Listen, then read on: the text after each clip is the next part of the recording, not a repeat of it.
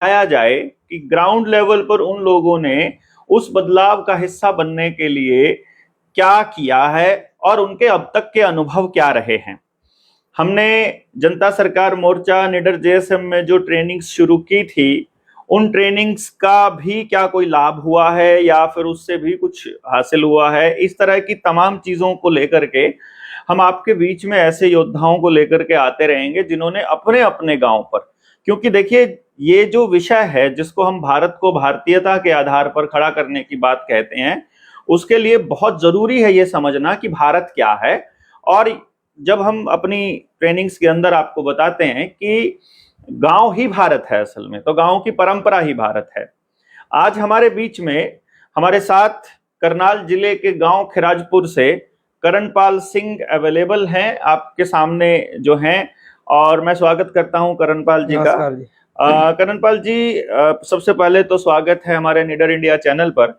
दूसरा, मैं आपसे एक बात पूछना चाहूंगा कि जनता सरकार मोर्चा में जुड़ने से पहले भी आपके साथ आपके गांव के कुछ साथी थे, उसमें वीर सिंह का नाम आता है, सोनी भारतीय का नाम आता है, जिसमें आप लोगों के बारे में हमने काफी पहले चर्चा सुनी है कि राजीव दीक्षित के मतवाले कुछ लोग हैं। जी जी। तो मैं आपसे जानना चाहूंगा कि जनता सरकार मोर्चा में जुड़ने से पहले आप लोगों का जो ग्रुप था और आप लोग जो गांव में काम कर रहे थे, वो किस किस तरह की बातचीत रहती थी और क्या आपके अनुभव रहते थे उस दौरान?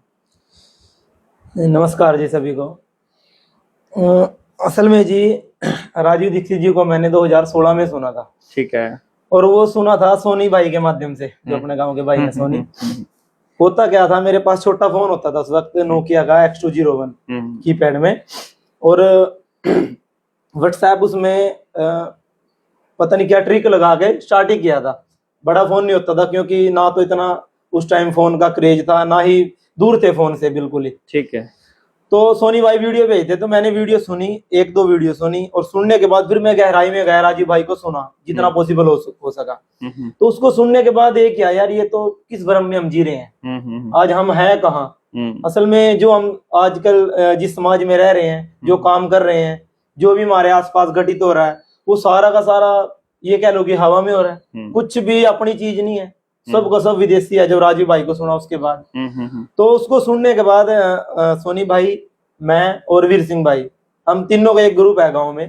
ठीक है। और तीनों साथियों ने सोचा कि यार क्यों ना गांव पे काम किया जाए, जैसा कि राजीव भाई बोलते हैं। ठीक है। तो उससे पहले धीरे धीरे धीरे हमने जितना भी बदलाव हो सका अपने आप पर किया। सबसे पहले अपने घर में, अपनी रसोई में, जैसा राजीव भाई बोलते हैं, उसमें पूरा बदलाव जितना कोशिश हुई पॉसिबल हुआ उतना किया। थोड़ा अपने खेत में बदलाव किया। तो जी उसके बाद फिर गांव की व्यवस्था है, हमने देखा गांव में यार चारों तरफ बिल्कुल मतलब त्राहिमाम मचा हुआ है।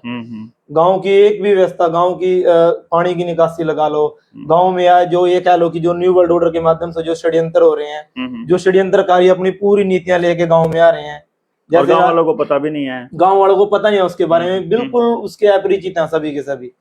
तो हमने सोचा यार कैसे समझाया जाए। तो लोगों के डायरेक्ट गए तो बात नहीं बनी जी बिल्कुल। तो होगा कैसे, तो धीरे धीरे धीरे फिर लगभग समय आ गया 2019-20 का, जो ये अपना फर्जी महामारी का जो कोरोना काल आया। इसमें आपको जानता तो मैं पहले ही था 2006-07 के आसपास से, क्योंकि मैं आपसे पढ़ा हुई हूँ स्कूल में, जो महमदपुर का सरकारी स्कूल है उसमें। लेकिन ये नहीं पता था कि वो आप ही हो। जब आपकी वीडियो वायरल हुई थी वो डॉक्टर डॉट डॉट करके कर्मू पत्रकार के साथ, तो वीडियो आवाज तो जानी पहचानी लग रही थी, लेकिन ये नहीं पता है कौन। तो मैंने सोनी के पास वो ऑडियो भेजी, आपकी शायद 27 मिनट की ऑडियो थी वो। हाँ, जो वायरल अंदर बलारा बोल रहा हूँ। हाँ, आपके बच्चों को बचाने के लिए इस टाइप की। हाँ हाँ, ठीक है। तो वो ऑडियो मैंने सोनी भाई के पास भेजी, और सोनी भाई ने बोला यार बंदा तो सही बोल रहा है, और सारी बातें जो राजीव दीक्षित जी बताया करते थे विचार भी हुई है। फिर उसने एक बात बोली, इसका अच्छा पता करिए ऑडियो तेरे पास आई कहाँ से, और ये बंदा कहाँ मिल सकता है, मिलेंगे यार इससे जरूर। तो नहीं मिल पाए। थोड़े दिन बाद वो अपना फर्जी महामारी और आपकी गिरफ्तारी, वो सारा महामारी को फर्जी मत बोलो। ये वीडियो उड़ा देंगे आपकी। उस दौर में कह दो, उस बीमारी के दौर में या महामारी के दौर में, तथाकथित महामारी कह सकते हो, लेकिन फर्जी मत बोलो। फर्जी कहते ही तो ये पूरे चैनल पे अटैक मारते। तो जी फिर वो सारा का सारा प्रकरण हुआ, आपसे मुलाकात हुई, उसके बाद फिर अपना ये काम चालू। और उसके बीच में ही जो ये स्मार्ट मीटर का लेकर आए गांव गांव में, सारी की सारी ये स्कीम लेके आए। तो हमें इसका पता चल गया था पहले, ये कुछ आपके माध्यम से, कुछ राजू भाई के माध्यम से सुना और सारी बातें पता थी, न्यू वर्ल्ड ऑर्डर को समझा। तो जो स्मार्ट मीटर वाला था उसका हमने विरोध किया था गांव में, लोगों को बताया, पहले बताया लोगों को कि असल में है क्या।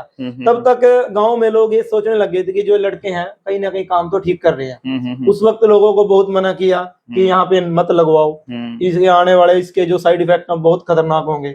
लेकिन जिन्होंने मानी वो आज धन्यवाद भी कर रहे हैं, कहते हैं यार बहुत बढ़िया थे। और जिन्होंने नहीं मानी वो भी कह रहे हैं यार तुम सही थे, ठीक कह रहे थे, ठीक कह रहे थे।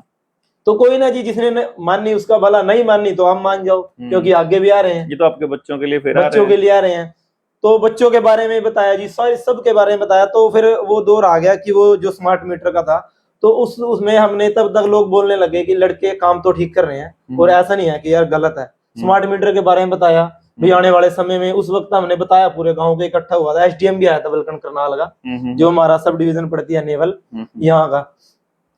तो उसको बिठा के, बिल्कुल गांव के भाई हैं, अमृत सरदार हैं वो, उसकी बैठक में बिठा के पूरे गांव चारों तरफ था, गांव की औरतें भी थी, और यही महीना था लगभग, बरसात का समय था, पूरी बरसात हो रही थी। उसको पूरा समझाया था बैठा के, एसडीएम को भी, कि भाई ऐसे ऐसे होगा। और वो उसने बोल दिया यार ऐसा तो कुछ नहीं है, हमारे पास तो कोई ऐसी गाइडलाइंस नहीं है कि चिप है इसमें, या इसमें ये कह लो कि वो ये क्या जो फोन में डलती है नंबर वाली सिम, माइक्रोचिप से सिम कह लो, कि सिम भी। हमने उसको पूरा बताया भाई इसमें अंदर सारी चीजें हैं, अगर आप बोलो तो हम आपको खोल के बता सकते हैं।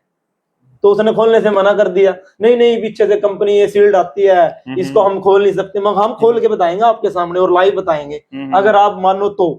और आने वाले समय में इसके ऐसा होगा कि भाई कुछ दिनों के अंदर सारा का सारा, अगर 24 घंटे के बाद अगर आपका बिल ड्यू हो गया ना, तो ऑटोमेटिक बिजली कट जाएगी। तो बोल रहे कि ये नंबर है 1930 है, पता नहीं 1907 है, वो इस पे टोल फ्री नंबर है, तुरंत समाधान होगा, मगर अभी कॉल करो। तो उसके सामने लाइव कॉल करी तो किसी ने कॉल नहीं उठाई हो, मगर ये देख लो अभी तो स्टार्टिंग है, और जैसे ये पूरा इम्प्लीमेंट में आ गया उसके बाद क्या लोग आप सोच सकते, फिर कोई भी नहीं पूछता है। तो जी उस वक्त गाँव से सब के सब वो भगा दिए, और आसपास के गाँव ने, महमदपुर ने, नवीपुर ने, जडोली ने, बजीतपुर ने, 6-7 गांवों ने विरोध कर दिया था। और उस वक्त शायद अम्बाड़ा में हमारी जीएसएम की पहली ट्रेनिंग थी।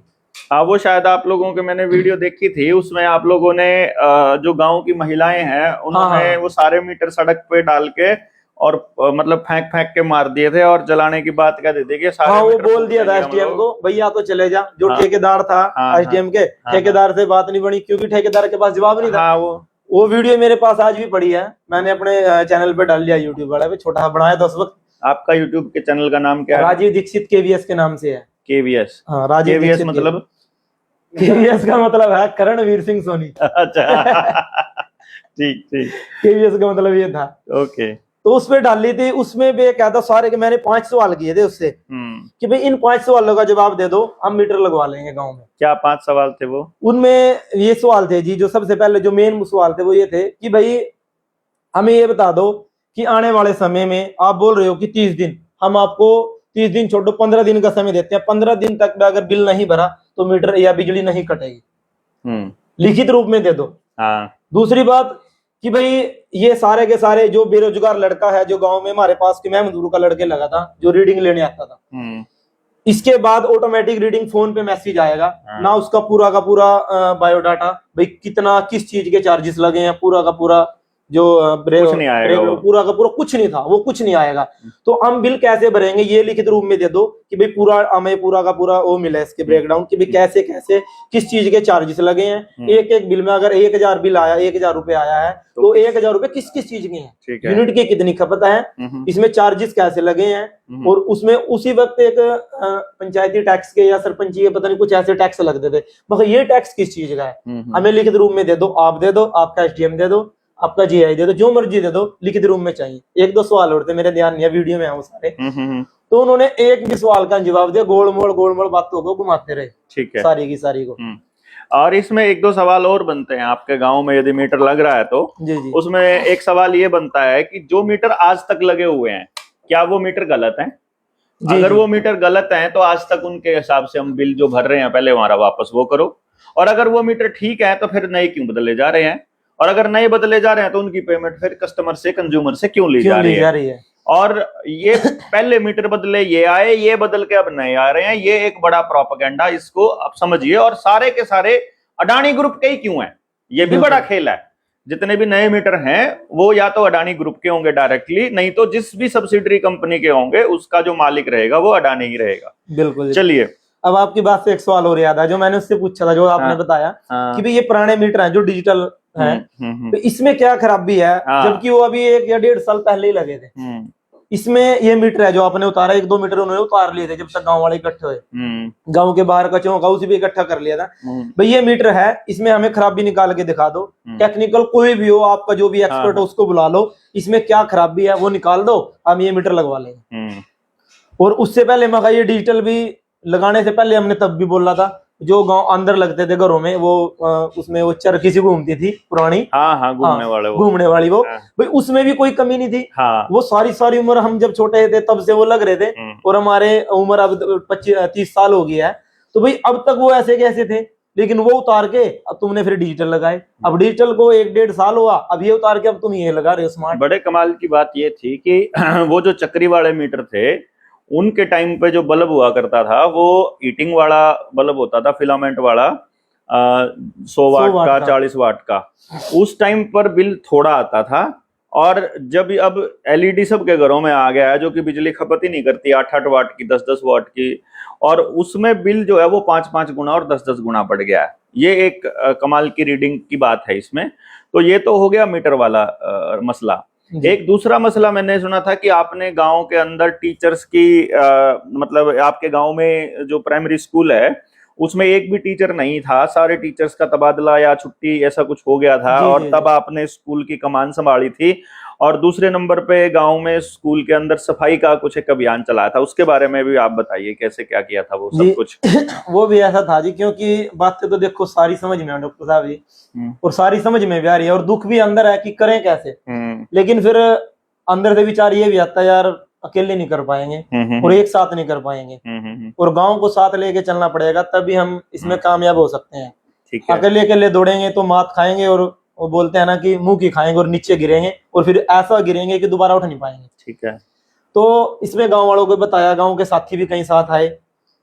और जब सबसे पहले तो क्या था जी, पिछले साल की ही बात है जो आपने बोल ली है, गांव के अंदर स्कूल के अंदर वो कांग्रेस घास होती है जो वो उसकी चारों तरफ पूरी चढ़ी है। और एक दिन तो ऐसा हुआ, गांव के स्कूल में जो मिड डे मील बनता है उसके पास में ही ऐसा ही कबाड़ था, उससे सांप निकल गए, छोटा सा, लगभग इतना बड़ा सांप होगा, वो निकल गए। और जो कढ़ाई होती है जिसमें खाना बनता है, उस खाने की कढ़ाई में वो गिर गया वो मिला। बस बात ये थी कि जी तब तक खाना बनाना शुरू नहीं किया था, वो कढ़ाई रखी थी धो धा के, उसमें छोंक छांक जो भी लगाते हैं वो लगाना बस शुरू करने वाले थे, तो खाना बनाने वाली ने देख लिया जो गांव की। तो वहां से बात कट की, यार अगर ये खाना बाई चांस बच्चे खा लेते हो, 70+ बच्चे थे स्कूल में, तो क्या होता। तो जी फिर मैं, सोनी भाई, वीर सिंह भाई और एक अमित भाई हो रहा गाँव से, अभी वो पिछले साल से ही हमारे साथ आए हैं। सारी बंटी नाम, अमित सही नाम है, उनको बंटी बोलते हैं गाँव में। तो जी फिर उसकी साफ सफाई हमने शुरू कर दी, मगर यार अपने खेत में तो काम करते हैं और ये भी तो हमारा ही है। तो जी उसमें साफ सफाई करी, लगभग 5 से 6 दिन लगातार करी, पूरा का पूरा घास पहले वो पाड़ा हाथों के साथ, फिर उसको उठा के पीछे एक साइड में। तो इसी को हमारे इस काम को देखते हुए कई भाइयों ने बोला भी, अरे भाई क्या कर रहे हो, मुझे आपके सामने सफाई कर रहे हैं, आ जाओ। कईयों ने मजाक उड़ाया और कई साथ में भी आए। और एक भाई तो ऐसा है, स्कूल के सामने कह रहा हूँ, पूर्व सरपंच रह चुके हैं, कुलविंदर सरदार, उन्हें अपना ट्रैक्टर और ट्रैक्टर के पीछे जो डाला गिरता है बुग्गी सी, वो दे दिया, लेके आया, भाई इसमें सामान कबाड़ा लोड करो और पीछे डाल गया, चलो। तो इससे ये बात सीखने को मिली जी, अगर काम कुछ शुरुआत करें ना तो लोग साथ में आएंगे, साथ में आ जाते हैं। बस आपको निकलना पड़ेगा अपने घर से, और काम के लिए, उसके लिए आपको एक शुरुआत करनी पड़ेगी, तो लोग आपको बहुत मिलेंगे। तो जी वो किया। उसके बाद फिर एक टीचर है स्कूल में, तीन टीचर थी जो कागजी तौर पे हैं, और 70 बच्चों के ऊपर 3 टीचर हैं। कागजी तौर पे थी कागजी तौर पे इसलिए बोल रहा हूँ क्योंकि उनमें से 2 टीचर आती नहीं थी। अच्छा, वो CCL वगैरह ले रखे होंगे। हाँ हाँ, वो मतलब उनके बच्चे हो गए होंगे। हाँ, आपको ज्यादा पता होगा CCL ले लेती होंगे। हैं, लेडीज टीचर जो है वो CCL ले लेती हैं। हाँ हाँ, 2-2 साल की छुट्टियां होती हैं, तनख्वाह मिलती रहती और है घर पे उनमें बैठ से एक ने तो ये बोल के ली थी कि मेरे ससुर जी बीमार है, उनको कैंसर है, के। तो मुझे छुट्टी चाहिए। दूसरी ने ये बोल के ली थी कि भाई वो शायद प्रेग्नेंट थी, बच्चा, हाँ। तो भाई मुझे चाहिए। बची एक टीचर, तो वो 70 बच्चों को कैसे संभाले। तो हमने मेरा लड़का है 5.5 साल का जी, 6 साल को हो चुका है, तो पिछले लगभग 1.5 साल से उसका एडमिशन कराया हमने। मैंने, सोनी भाई ने, वीर सिंह भाई के महमदपुर पढ़ते हैं सरकारी में, उसके बड़े बच्चे हैं, और अमित ने। तो मैं भाई जब ये पूरे के पूरा सारा बदलाव ही लाना है, तो क्यों ना हम अपने उससे शुरुआत करें। अपने बच्चों को उसमें एडमिशन कराया, और यहाँ तक कि ये भी बोल दिया टीचर को, अगर आप लोग चाहते हो, मेरी घरवाली पढ़ी लिखी है, कोई तनख्वाह नहीं चाहिए हमें, कुछ नहीं चाहिए भाई, अगर आपकी सहायता जो भी हो सकती है तो ये करा देगी, क्योंकि ये टीचिंग लाइन में इसका इंटरेस्ट भी है, और वो ट्यूशन भी पढ़ाती थी पहले। बीएड शायद कर रखी है उसने। हाँ, उन्होंने जेबीटी BA कर रखी है, हाँ। और टीचिंग एक्सपीरियंस भी है 6 से 7 साल का। ठीक। तो मैं कहा जितनी हेल्प हो सकी ये कराएगी। 1-2 दिन उन्हें कराई भी है। तो फिर हमने शायद आपसे पूछा था उस वक्त कि क्या कुछ कैसे होगा, 1-2 साथियों से और पूछा जिसको इनके बारे में पता है, तो पूरे गांव की ग्राम सभा के नाम पे हमने लेटर लिखा, भाई इतने दिन का समय दे रहे हैं हम, ग्राम सभा समय दे रही है आपको। शायद वो 2-3 BO DO, 1 पंचकुला, 3 जगह भेजी थी हमने, भाई 7 दिन का समय दे रहे हैं, अगर 7 दिन के अंदर जो टीचर ये छुट्टी लेके गए इनकी जगह या तो दूसरे भेजो, नहीं इनको दोबारा से इनकी ड्यूटी पे लेके इनको वापस बुलाओ। नहीं, अगर इनकी जैनमन प्रॉब्लम है तो जैनमन प्रॉब्लम सर्च करके पूरी की पूरी तहकीकात करके, तो इसके बाद दूसरे टीचर की नियुक्ति की जाए, क्योंकि बच्चों का भी सिस्टम खराब नहीं होने देंगे बिल्कुल भी। 70 बच्चे पढ़ते हैं जी। इससे होता क्या है जी, गांव वालों की सोच में इतना फर्क आता है कि यार सरकारी जो आजकल है सभी की, कि सरकारी स्कूल में पढ़ाई नहीं है। असल में पढ़ाई है, सब कुछ है, लेकिन पढ़ाने वाले की मनसा नहीं है जी। ठीक है, जो टीचर है उनकी मनसा नहीं है पढ़ाने की। उस पे हम करेंगे टीचर्स के ऊपर, हम टीचर्स का भी लेंगे, इंटरव्यू लेंगे। तो जी फिर 7 दिन का समय दिया, और 7 दिन से पहले ही वहां पे टीचर भी आ गए थे। ये है जी पावर ग्राम सभा की लिखित में देने की ये ताकत है कि जब हमने कहा कि 7 दिन के अंदर अंदर यदि आप अपने हमारे स्कूल के अंदर टीचर भेज दोगे तो ठीक है, अदरवाइज फिर हम अपने कमांड अपने हाथ में ले लेंगे स्कूल की। ठीक, गांव वाले, और गांव वाले जैसे मर्जी चलाएं, गांव के खुद बच्चे पढ़ाएं इसमें, जो पढ़े लिखे हैं, नौजवान बेरोजगार घूम रहे हैं बेचारे, तो भाई उनको रोजगार भी मिलेगा, जो फीस बड़े बड़े स्कूल में दे रहे हैं। बिल्कुल। तो इससे हुआ क्या जी, कई साथियों ने अपने बच्चे जो प्राइवेट स्कूल में जाते हैं उनको हटा के गांव वाले स्कूल में भी एडमिशन कराया। ओके, इससे ये फर्क आया, काफी बच्चों मतलब दाखिल, उन्होंने अपना बच्चों का दाखिला करवा लिया। बिल्कुल बिल्कुल, ठीक है। तो जी अब टीचर भी सुचारू रूप से आ रहे हैं, और पढ़ाई भी चल रही है बच्चों की गाँव। अच्छा, तभी गाँव में पूरा चल रहा है। हाँ, गाँव में ये पहले से अब बेटर है, पहले से अब बेटर है। और अभी तो क्या है कि धीरे धीरे आने वाले समय में जो प्राइवेट स्कूलों से बच्चे, क्योंकि मैं आपके गांव के आसपास महमदपुर गांव में मैं पढ़ाया करता था, और मुझे याद है उन दिनों की बात है, जब प्राइवेट स्कूल के जो मालिक हैं वो मेरे पास आकर स्पेशल बोला करते थे कि मास्टर जी थोड़ा सा हल्का हाथ रखो, क्योंकि अगर आप इतना अच्छा पढ़ाने लग जाओगे तो हमारी दुकान बंद हो जाएगी। वो बिल्कुल यही लाइन थी उनकी कि दुकान बंद हो जाएगी। और उसके खिलाफ फिर मेरे खिलाफ पूरा प्रपंच रचा गया, मतलब मिड डे मील के आरोप लगाए गए।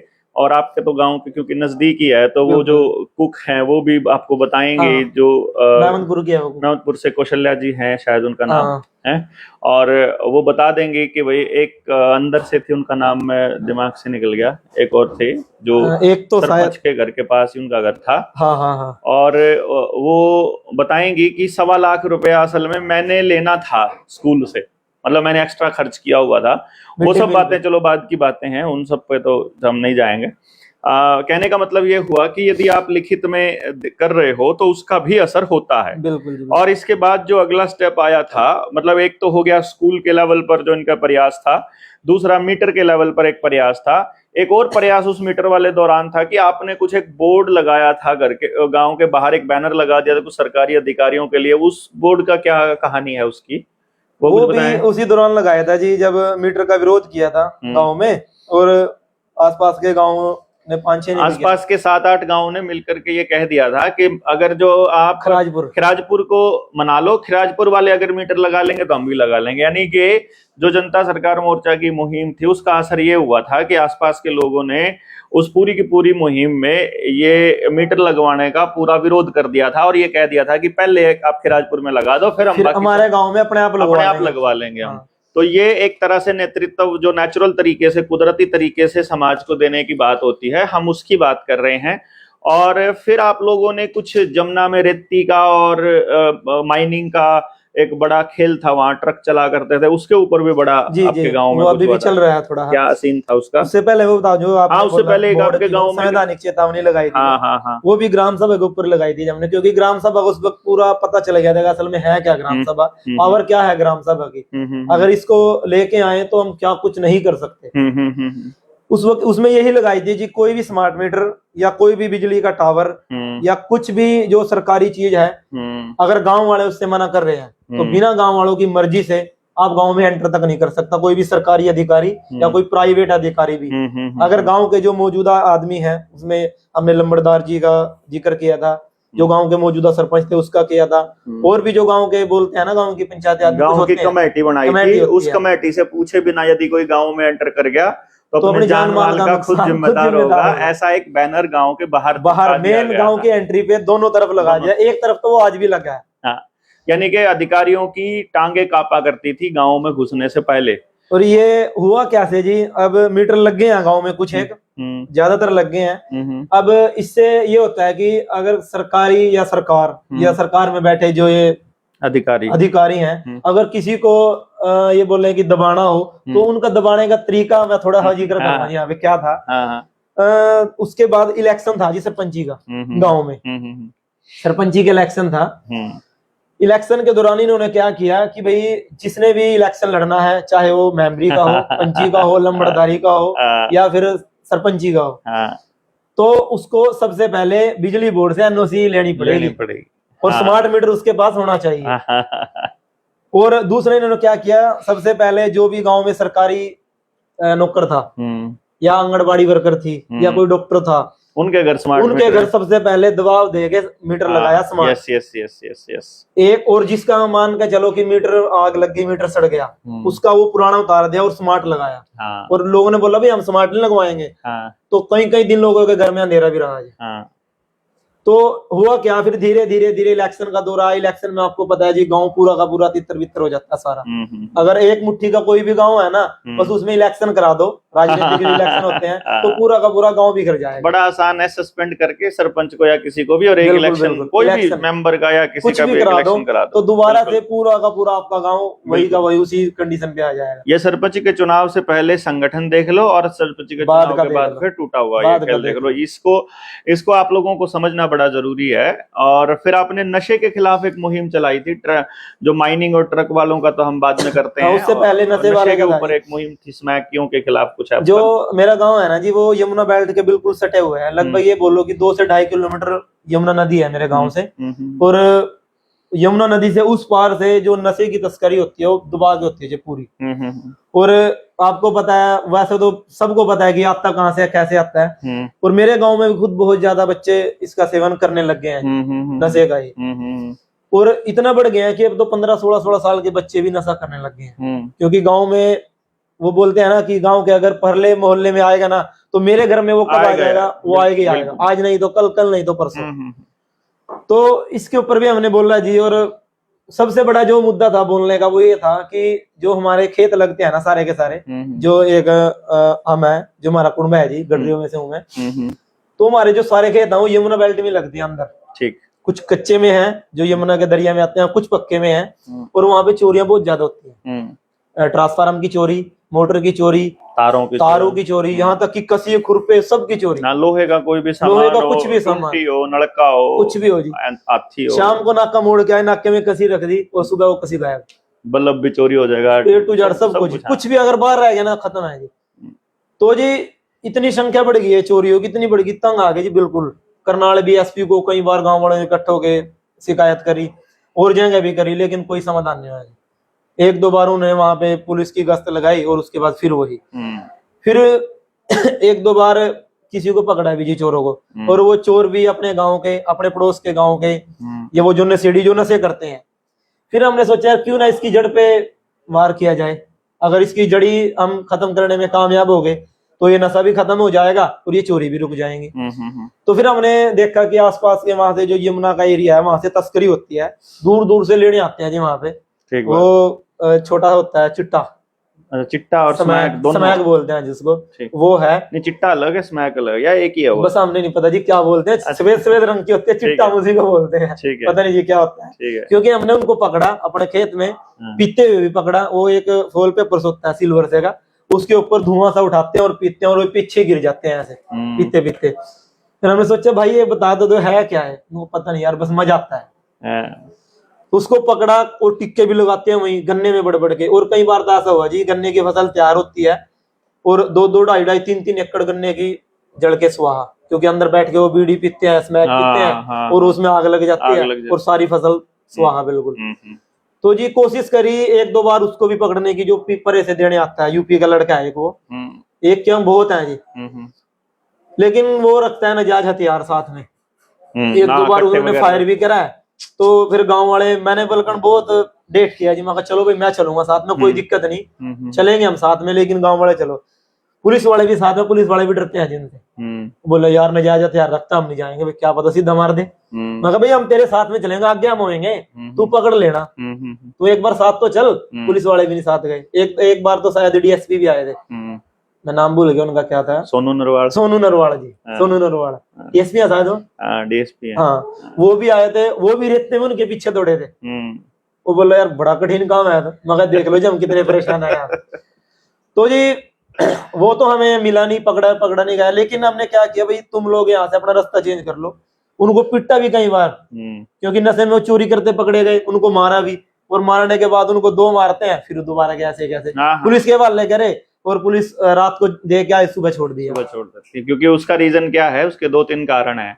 एक तो बहुत सबूत नहीं मिलते हैं उनके खिलाफ में, और दूसरा क्या है कि ऊपर से ऊपर अधिकारियों की मिली भगत रहती है, जिसकी वजह से किसी भी नशा के तस्कर के खिलाफ कोई कार्रवाई प्रशासनिक तौर पर तो नहीं होगी। ये आपने ट्राई करके देख लिया, पंचायत के लेवल पर भी ट्राई कर लिया, ग्राम सभा के लेवल पर भी ट्राई कर लिया, अब फिर समाज ने अपने आप कमान संभाली थी आपके गांव में, शायद कोई पंचायत हुई थी, उसके बारे में थोड़ा बताइए। जी। उससे पहले एक और जिक्र करूंगा जी मैं। हम आए थे, करनाल में ही है नारकोटिक्स विभाग है इनका, उसका एक थाना बना हुआ है, शायद सेक्टर 6 में है वो। वहां पे भी आए, उन्होंने हमें जब आंकड़े बताए ना वो बिल्कुल चौंकाने वाले थे जी। उन्होंने हमें पूरा का पूरा एक लिस्ट दी, पेपर दिया, उस पे लिखा था कि कौन सा नशा कितना ग्राम वैध है। वैध नशा करना वैध है। कौन सा नशा अगर आप अपने साथ में लेके चल रहे हो तो वैध माना जाएगा कानूनी रूप से। तो उसमें हमें बहुत नशों के नाम पड़े, ऐसे पड़े जिसका नाम पहली बार सुना। और फिर उन्होंने बताया भाई ये सरकार ने वैध घोषित किया हुआ है, अगर इससे ज्यादा पाया गया तब हम कार्रवाई कर सकते हैं। हमारे रोंगटे खड़े हुए ये सुन के, और वो तो कोई इतना ही लेके चलते हैं, उनको मालूम है ये उन अपराधियों को पता है। एक सवाल पूछा जी, मैं था, वीर सिंह भाई था, सोनी भाई भी थे, यही थाने की बात थी। मैं कहा अच्छा ये बताओ, इससे ज्यादा वो लेते नहीं, अगर हमने पकड़वा भी दिया तो फिर भाई क्या सजा दोगे? आप दे नहीं सकते भाई। क्यों भाई? हमारे हाथ बंधे हैं। तो मगर फिर भाई तुम्हारे बड़े नशे के साथ पकड़वाओ।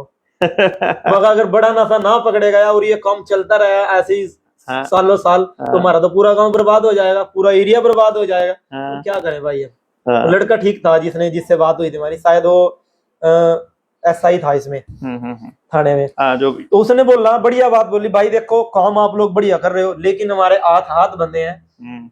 उन्होंने इतनी छूट दे दी, एसएचओ ने भी, कुंज पर वाले ने, भाई हाथ पैर तोड़ दो। मैं किसके तोड़े? ये भी तुम्हारे भाई हैं। ये भी तो भाई है। और तोड़ देंगे, तोड़ के बिठा देंगे, कल को फिर नशा करना है। लेकिन आप जड़ पे वार क्यों नहीं करते? हमने बोला कि आप इधर से हम आपके साथ चलेंगे, 10, 15, 20 पूरा गांव, अगर आप बोल लो तो पूरा गांव साथ है जी इस बात में, रेत वाले बात में, इसमें स्मार्ट मीटर के बात में। गांव हमारा बिल्कुल साथ था जी, पूरा का पूरा। भाई हम आपके साथ चलेंगे, आप 10 आओ तो 50 लोग गांव के आपके साथ है, लेकिन आपकी टीम एक यूपी से भी आनी चाहिए।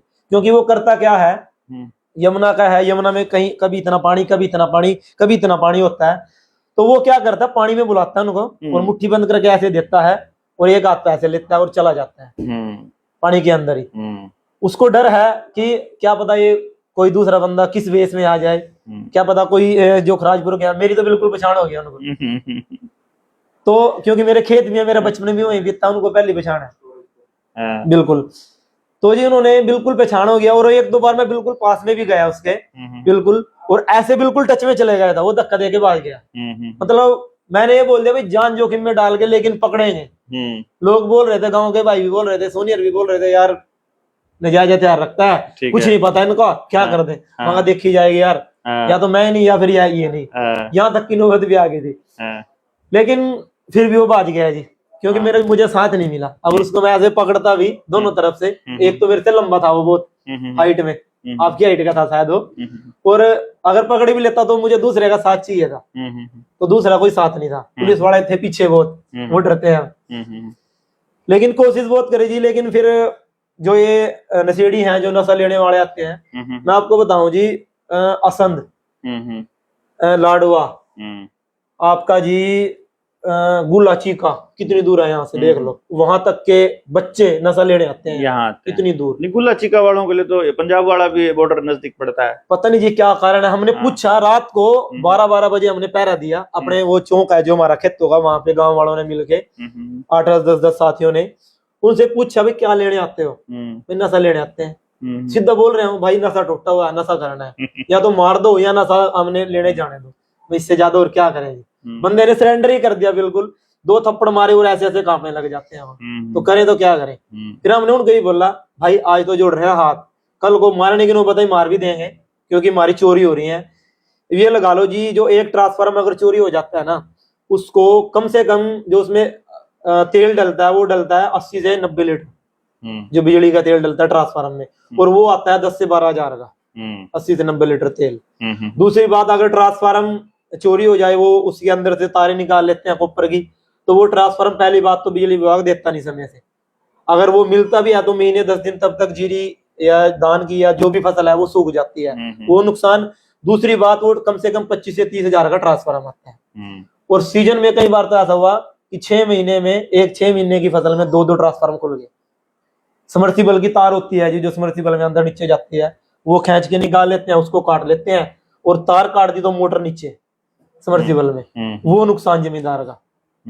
तो चारों तरफ से नुकसान ही नुकसान है। तो उस नुकसान से दुखी हो गए, 1-2 को पिटा भी, पुलिस के वाले भी किया, फिर डेली पहरा लगाया, वहां से फिर उन्होंने अपना रास्ता बदल लिया। मगर देखो हम छुटवा तो सकते नहीं आपका, लेकिन भाई रास्ता चेंज कर लो, नहीं तो हम हाल ऐसा करेंगे कि लेने लायक नहीं बचोगे, तुम दोबारा आओगे नहीं यहाँ पे।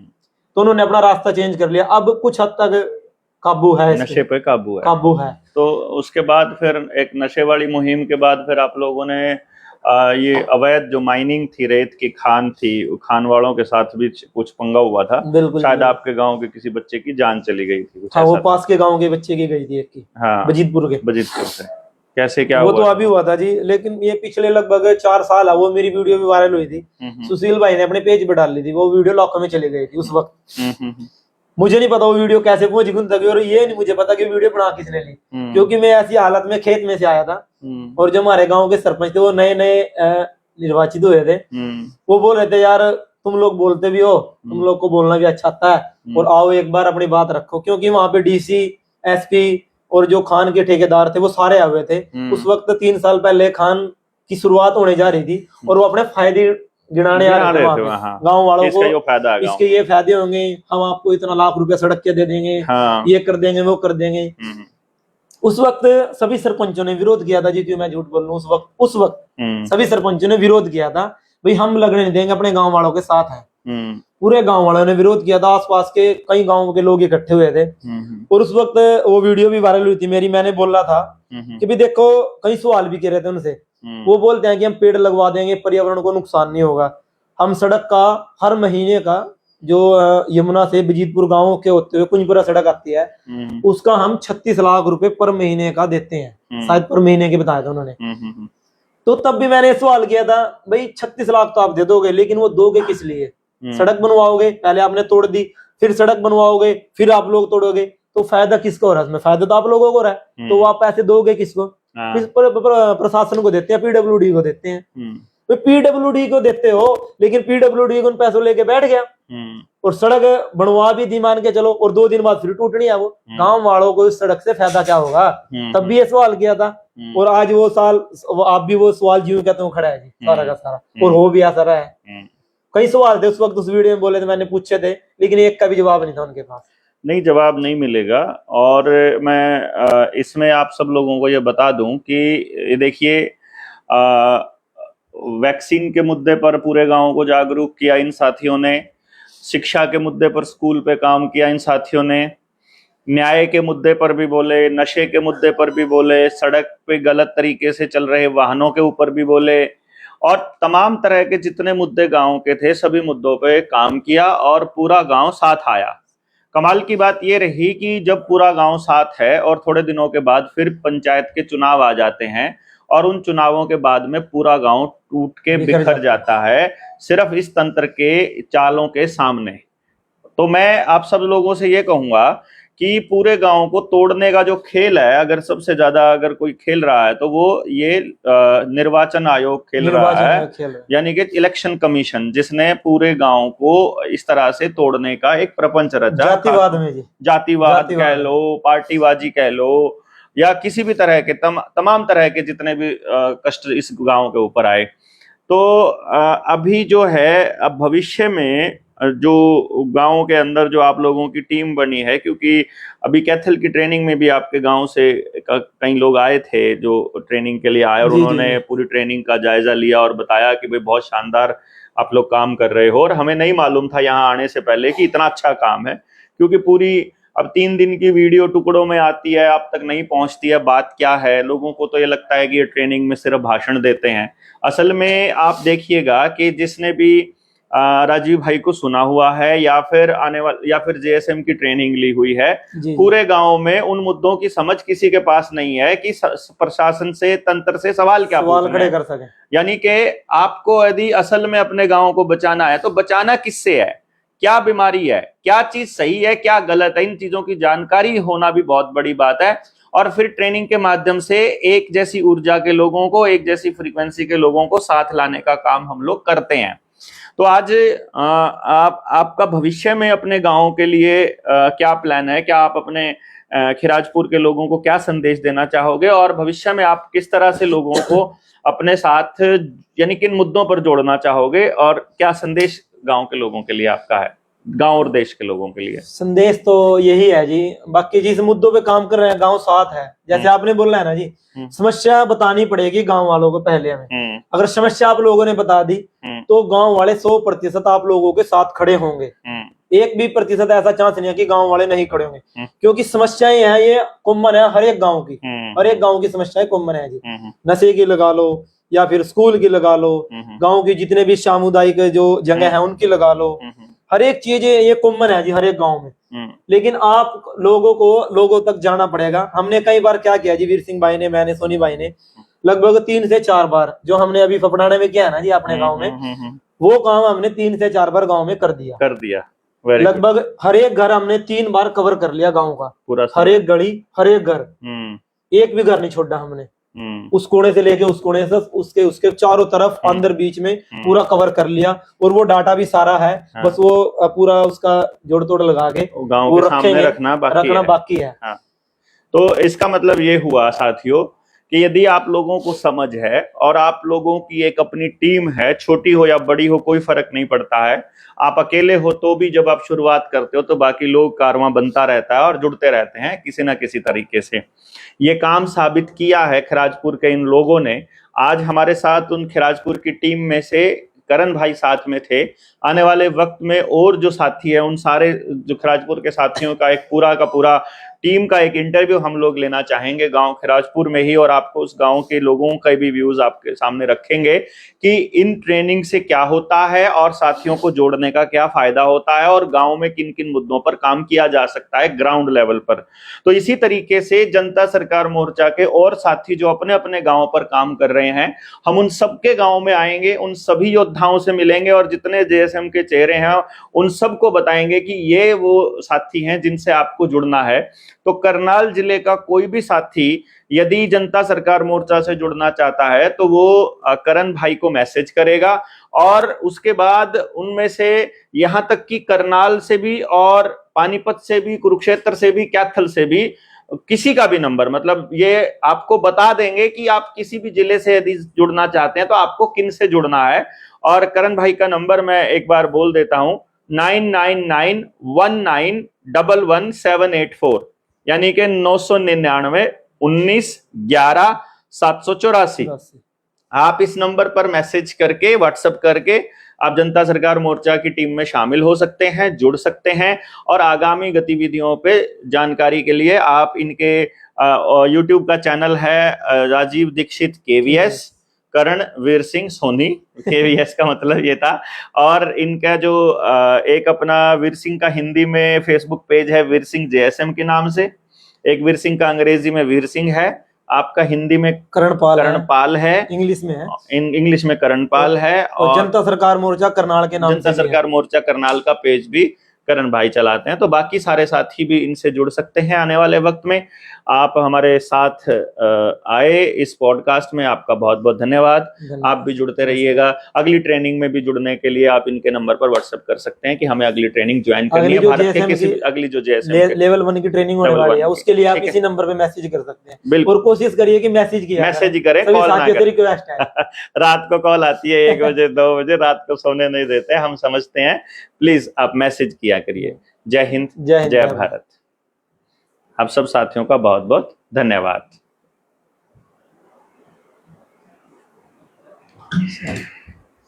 तेरा फोन कनेक्ट चल रहा है? किसका फोन? वाईफाई क्यों नहीं चलाया? इसका मतलब नेट चल रहा था, फोन का चल रहा था, वाईफाई नहीं चल रहा। तो मतलब रिचार्ज कर लें, कोई दिक्कत नहीं। अरे तो स्पीड की चक्कर है ना, साफ नहीं आवा फिर। उछल